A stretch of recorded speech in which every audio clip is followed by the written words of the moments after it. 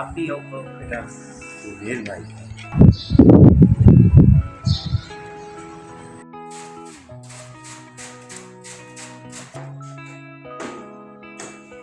अस्सलामुअलैकुम, कैसे हैं जी आप सब। उम्मीद करती हूँ कि आप सब ठीक होंगे और मैं भी बिल्कुल ठीक हूँ।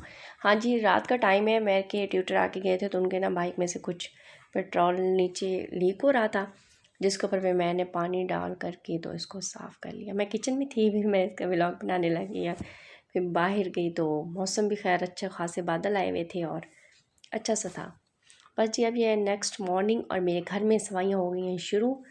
तो क्योंकि ये प्लास्टिक का है ना झाड़ू, इससे बहुत अच्छी सी ना हमारी शटर डोर की डस्टिंग भी हो जाती है और इसकी मदद से करवा लेती हूँ, क्योंकि डस्ट आजकल इतनी ज़्यादा आ रही है। थ्रेशर लगी हुई हैं, पहले फुल हवाएं चलती हैं और उसके बाद ना फिर हल्की फुल्की कहीं बारिश होती है तो कहीं ज़्यादा हो जाती है। तो आप देखें ज़रा कि कितनी ज़्यादा डस्ट है, क्योंकि ओपन है ना हमारा गैरेज, तो बहुत ज़्यादा डस्ट आती है ना अंदर।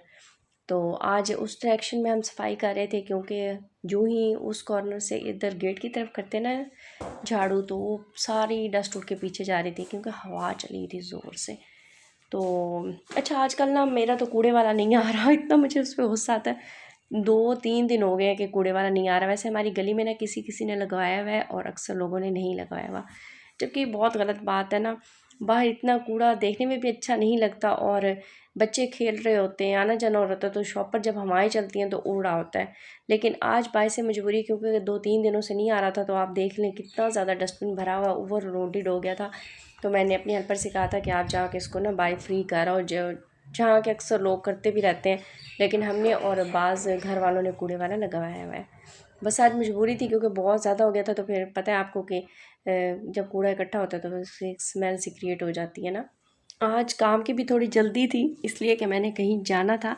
आपने मेरा शुरू में देखा तो होगा कि किस तरह से हमने स्टार्ट लिया है कि मैं कहीं जा रही हूँ जी। तो कहाँ जा रही हूँ ये आपको मेरा व्लॉग देख कर ही पता चलेगा। आज बहुत ज़्यादा जल्दी थी, लेकिन हम जो हाउस वाइफ्स होती हैं, हमारी जो रिस्पॉन्सिबिलिटीज़ होती हैं ना, वो सबसे पहले होती हैं और सेकंड नंबर पर हम खुद होती हैं। तो मेरा पहले यही था कि अपने घर को साफ़ सुथरा कर लूँ, करवा लूँ और अपने जो सारे काम हैं वो पहले पूरे करूँ, उसके बाद ही जाने की करूँ तैयारी। अच्छा, छत पे गई थी थोड़ी बहुत चीज़ें लेने, तो देखा इतने बादल गरज रहे थे और ना अच्छा सा मौसम हुआ था। अच्छा जी, ये वो हैंड बैग है जो मैंने मुझे एनिवर्सरी पर गिफ्ट किया था, तो सोचा कि आज इसको निकालूं और जो पुराना बैग है उसकी चीज़ें इसमें डालूं, जो कि मुझे ज़्यादा ज़रूरत है।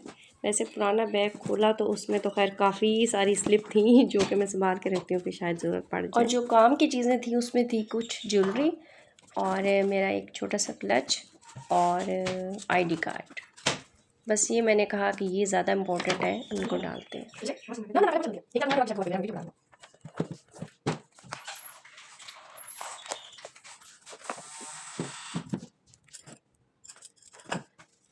क्लच कहें या पर्स कहें या जो भी आप कह सकते हैं, खैर वो तो इस बैग में नहीं आता, क्योंकि ये छोटू सा वो था, बड़ा था। बस ईदियों में से मेरे 5,000 ही बचे हैं, बाकी तो मैंने लगा दिए।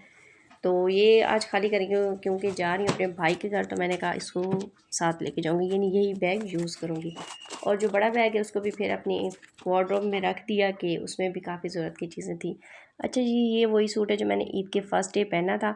बहुत अच्छा स्टिच होके आया था और ना इसके जो बाजू हैं उसके ऊपर भी छोटी सी एक लेस लगाई गई है और इसके अंदर जाके एक जॉइंट लेस लगाई गई है। और जो मेरा आप फ्रंट देख रहे हैं ना इसका शर्ट का, उसके ऊपर शीशे लगा दिए गए और इसका ट्राउज़र के ऊपर बहुत अच्छा सा और एक डिसेंट सा डिज़ाइन बनाया गया। फिर जी मैंने इसके साथ निकाली इसकी मैचिंग कुछ ज्वेलरी। ये मुझे टॉप्स अच्छे लग रहे थे, सूट के साथ ज़्यादा मैच कर रहे थे। और उसके अलावा मैंने अपनी मल्टी चूड़ियाँ निकाल रही थी कि भाई के घर जा रही हूँ, तो ज़ाहिर है तैयार होके जाऊँ। वैसे हम हाउस वाइफ्स घर में तो इतनी ज़्यादा तैयार होके नहीं घूम सकती। बस जी, घर के जाना एक बात अलहदा एक साइड पे, लेकिन घर की ज़िम्मेदारियाँ तो पहले हैं। तो अब मेरे घर में मॉप लगा रही थी जी मेरी हेल्पर। तो मैंने कहा कि घर को साफ़ सुथरा करके जाऊंगी, क्योंकि शाम में मैंने वापस आना था। उसका रीज़न ये था कि महर के आ जाते हैं ट्यूटर और उसने करनी होती है रिवीजन। तो स्टडी को तो इग्नोर हम माएँ कर ही नहीं ना सकती, इसलिए फिर मैंने भी सोचा हुआ था और भाई से पहले भाभी से प्रॉमिस लिया हुआ था कि अगर आप मुझे शाम को आने दें तभी मैं आपके घर आऊँगी। वैसे उनका बहुत ज़्यादा शुक्रिया, इतने प्यार से मुझे इनवाइट करते हैं, बुलाते हैं।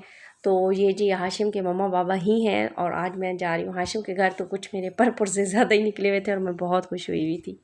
बस मैं स्कूल से आया तो मैं रेडी थी, वो भी फ़ौरन से रेडी हुआ और हम जी चल पड़े। मेरे भाई खुद ही पिक करने आ रहे थे हमें। देर में उनके घर पहुंच जाऊंगी ना तो फिर आपको हाँ करूँगी कंटिन्यू।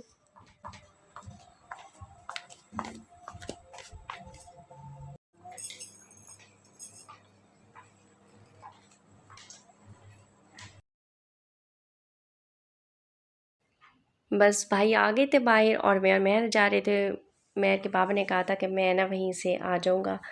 तो बस अब हम जा रहे थे और बहुत ज़्यादा खुश थी और एक्साइटेड थी।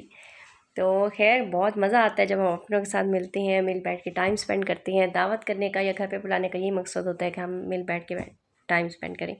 ये है जी मेरा शहज़ादा, मेरा क्यूट, जो आराम से बेड पे लेट के ना तो अपना बेबी टीवी इंजॉय कर रहा था। इसे कोई परवाह नहीं थी कि क्या हो रहा है घर में, क्या चल रहा है। और भाभी थी जी किचन में, तो मैं आगे किचन में। वो उन्होंने माशाल्लाह से बनाए हुए थे जी शामी कबाब, चिकन पुलाव, सैलिड, रायता, ड्रिंक्स मंगवाई हुई थी। मीठे में तो मेरे भाई लेकर आए थे आइसक्रीम, क्योंकि हम सबको आइसक्रीम भी बहुत ज़्यादा पसंद है। और जी इसके बाद फिर भाभी ने बनाया चिकन।